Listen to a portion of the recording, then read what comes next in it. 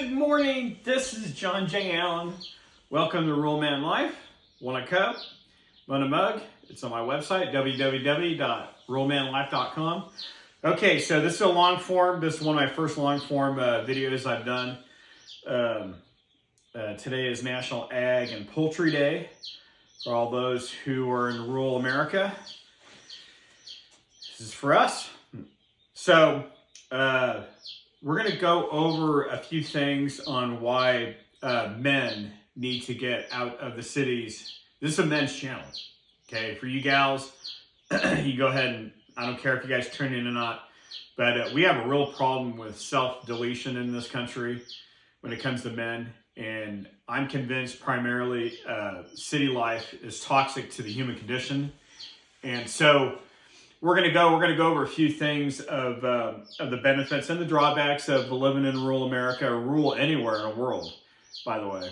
So if this trend of self-deletion is not reversed, our society will collapse. I'm convinced of that. And Thomas Jefferson wrote in his towards different politicians in 1800 when he was running for president 224 years ago, his absolute despise of cities and city living and what it does to human beings. He thought human beings did way better out in the country and than in the cities. Now, I'm not going to get into the vast majority of these founding father guys. They had slaves, and it was a pestilence on the society. And in his private writings, he really thought it was destructive to the human condition to have that institution. And obviously, we lost a pile of men in the early 1860s to get rid of it once and for all in our last Civil War. So we're going to go through some benefits. It's living out in the country. It's a sense of freedom, wide open spaces. You're not going to get that in the city. You're all crammed up against one another. I can't see myself ever living in a city ever again. I moved here 3.5 years ago. I'm in the Great Basin, southern Nevada, outside of Las Vegas, about 90 miles. Fresh air. Depends on the elevation. Depends on the number of people. I know there's high elevations in Colorado that have horrible air quality because of all the wood burning, and I think there's some counties that actually outright ban wood burning during the winter. Inversion layers are a problem if there's a lot of wood burning, but for the most part, anything above 3,000 feet, you have great air quality. And I'm going to make a video on a really bad day in the Las Vegas metropolitan area, and I'm actually going to show you how bad air quality can be. And I'm going to make a video about that. So, a friend of mine he's going to go ahead and tell me, hey, listen, it's really, the inversion layer is really bad, and I'm going to show you how bad air quality can be when you stack 2.5 million people in one area. So, yeah, okay, you get to grow your own food. That is unique. A lot of cities restrict what you can, how many what garden you can put in, how many chickens you can have in your yard. Out here, it's not an issue. So I could have 3 greenhouses out here and crank out a bunch of food if I want. Right now, I just have nothing but laying hens. Later in the fall, I'm going to have a couple of small feeder calves. I'm gonna finish out, and I'll show you how to do that. Sense of accomplishment and peace of mind. You get that being in a rural setting versus wondering if people are going to steal your stuff in the city. There's way more theft in the city life than there is out here. People pretty much leave you alone. Okay, separation from mass populations. Now, this is important because it gets into my next one, which is SHIT. You know what hits the fan? Electricity goes out. Where would you rather be? in a rural setting where there's just a few people, or you want to be stacked around a bunch of people and the lights go out. Because if the electricity goes out, you're trapped. Law enforcement and the military is going to take over the highways and the main arteries leading out of the city. You won't be able to get out. That's what martial law does. They don't care. You're going to stay right where you're at. And if you want to survive it, you have to black on all your windows, board them up, lay low. If people are marauding, you definitely don't want to go out in the street. And if people find out you have a bunch of food, that's a real problem. So I would have at least 1 to 2 years of survival food set aside in your house somewhere, somewhere safe that nobody knows about. Remember, the fewer people know that you have it, the better. That's the main reason why I would not live in a city situation, is just in case something horrendous happens. We have either an EMP attack or a sunspot, a next flare that hits the earth and fries all our electrical systems. Because we're going to go back to the 19th century in the Stone Age if our electricity goes out. And their Pentagon and the government says that up to 80, 85%, maybe as much as 90% of the population will die off in the next 60 days because starvation, killing one another. It's every man for himself. Money's worthless. Money isn't going to do anything. The only thing that's going to do anything is you're going to have your self-defense tools for obvious reasons and plenty of food and water. And I will teach you all that.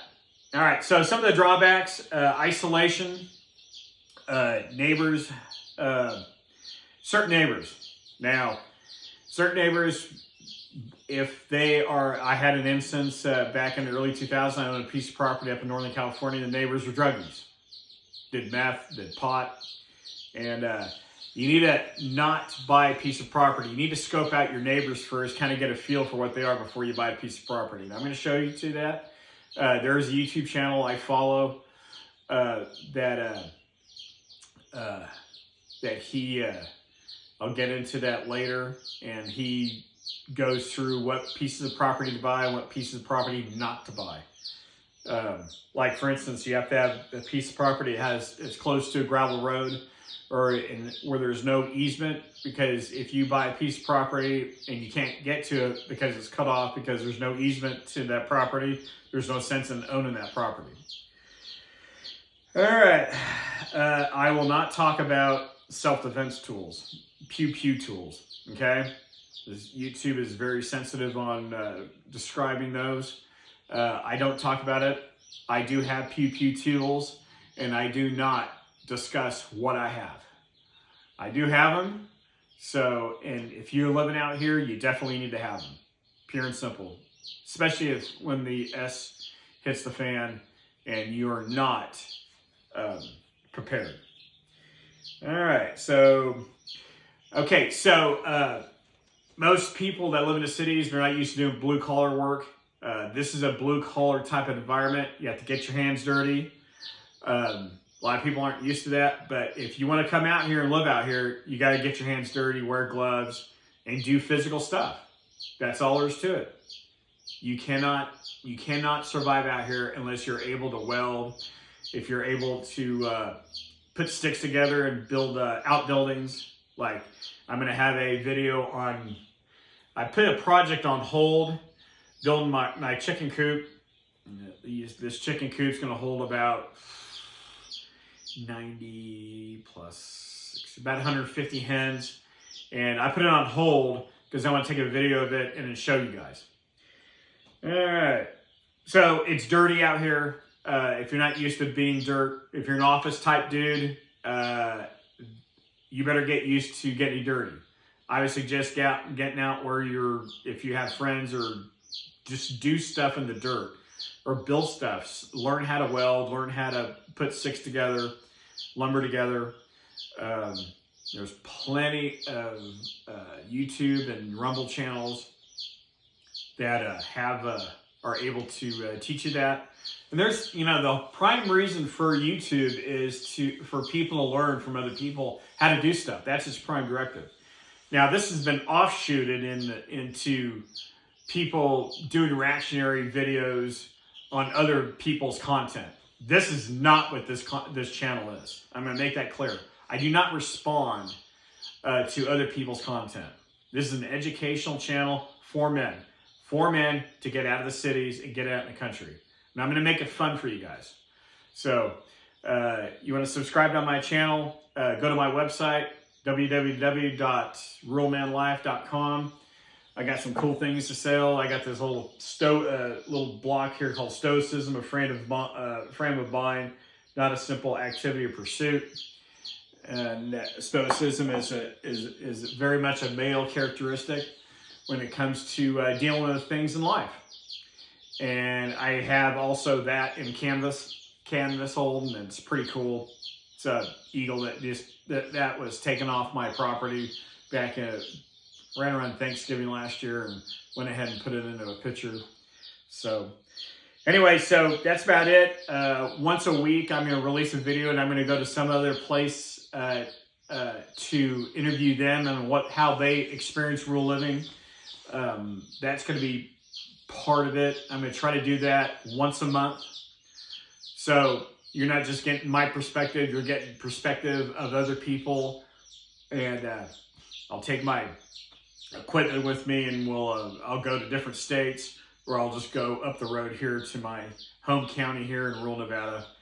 So I live here in Lincoln County, Nevada, and I moved here 3.5 years ago, and I have an agricultural background. This is, I never came from the city. I grew up on a tomato and row crop ranch in Northern California. Mom and Dad gave me the best environment to grow up in. And there's only 1.5 to 2% of men that come from the country that were born in that country lifestyle environment. I'm one of them.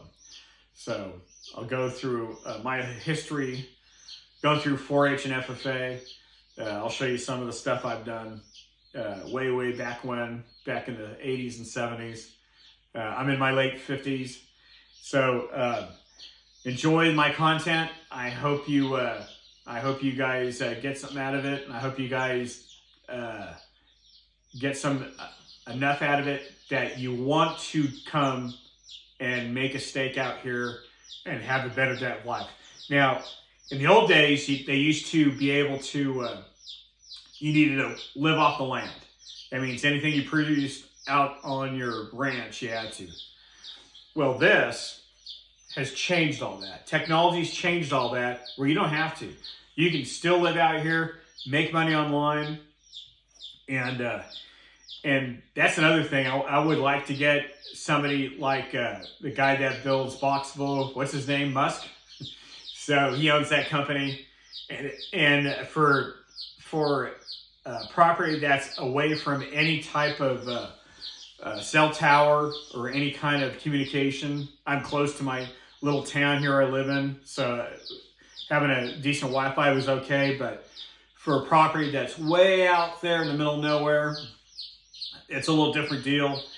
And I think Boxable has a built-in Starlink, because he also owns Starlink. So that'd be cool if I could partner with that company and get people to get there, because you're going to need Starlink if you cannot access the internet and it's away from any cell tower. There's certain parts of the area out here you can't get any cell service, and there's no access to any type of communication any other way. You have to use satellite. So that's an opportunity, I think, for that company Boxable that's owned by Musk to promote.